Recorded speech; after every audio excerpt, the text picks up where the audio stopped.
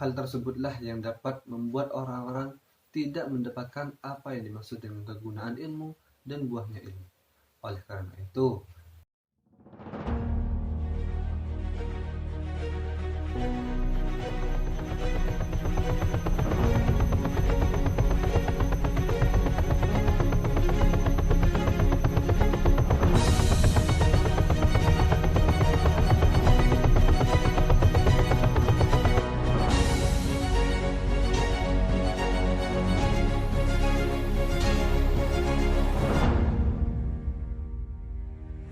Assalamualaikum warganet.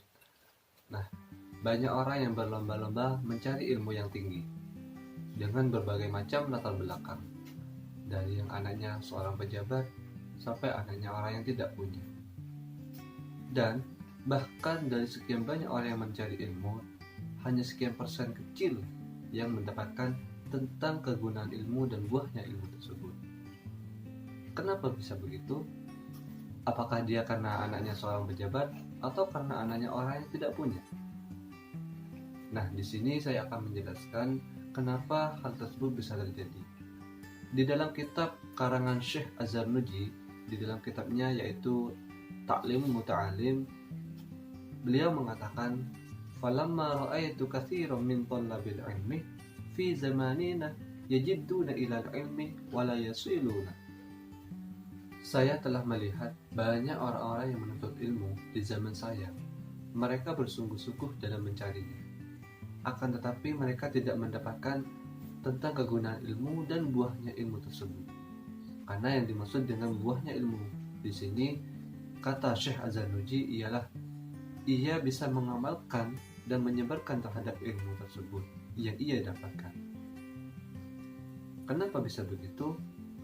Hal ini ada dua penyebabnya. Yang pertama yaitu akhtau tara'iqahu, yaitu salah jalan. Apabila mereka salah jalan, mereka akan kesasar dan tidak akan mendapatkan apa yang mereka inginkan. Karena ada penyebab yang utama, yaitu banyak orang yang salah niatan dalam menuntut ilmu. Salah satu contohnya, ada kalanya orang itu menuntut ilmu karena hanya mengejar jabatan. Ada kalanya hanya yang mengejar ingin dipuji orang, dan juga ada kalanya orang hanya ingin mengejar keduniawian saja. Karena pada hakikatnya yang dinamakan niat itu adalah qasdu syai'il muqtaranan bi fi'li. Setiap sesuatu yang diniatkan mereka inginkan lalu bersamaan dengan pekerjaannya. Nah, niatan di sini harus benar-benar bersih lillahi ta'ala, karena Tuhan kita yang Maha Esa, agar kita tidak akan percuma mendapatkan ilmu tersebut. Dan yang kedua, wataraku syara'itahu. Banyak orang yang meninggalkan terhadap syarat-syarat mencari ilmu. Karena kata Syekh Az-Zarnuji dalam kitabnya dinadamkan, ala la tanalul ilma illa bisittatin sa'umbika an majmu'iha bibayanin daka'un wa hirsun wa istibarun wa bulghatun wa irsadu ustadin wa tula zamanin. Nah, di sana dikatakan, ingatlah tidak akan kalian dapatkan apa yang namanya ilmu apabila kalian meninggalkan terhadap 6 syarat tersebut.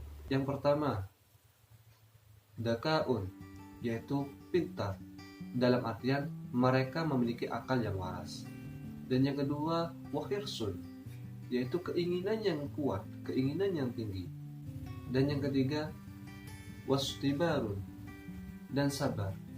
Jadi orang menuntut ilmu harus benar-benar sabar dalam menjalaninya. Karena setiap sesuatu yang namanya kebaikan pasti ada ujiannya. Karena orang tersebut akan menjadi musuhnya setan. Tetapi kalau hal kejelekan, mereka akan diberikan kelancaran. Karena apa? Karena akan menjadi temannya setan. Dan yang keempat, wabul ghotun, yaitu modal. Apa yang dimaksud modal di sini?